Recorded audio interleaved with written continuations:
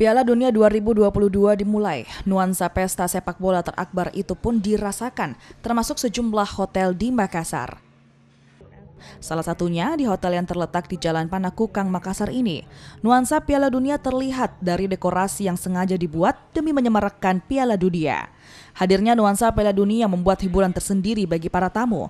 Tak sedikit dari mereka mengabadikan melalui kamera. Jadi Swiss Jalan Panakukang Makassar, ini kita sedang mengadakan nonton bersama.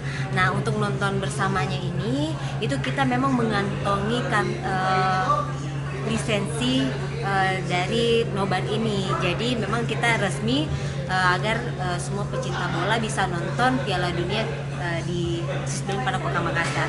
Nah, terlebihnya lagi tempatnya itu di The Lounge. Nah, untuk harga itu untuk babak awal, nah secara nih kalau ada yang babak seru, nah ini yang paling seru, ini kita belakangan dulu, tapi untuk harga awal itu kita kasihnya harga 48.000.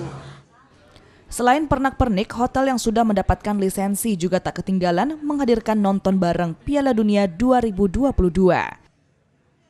Dila Rustam, Kompas TV Makassar, Sulawesi Selatan.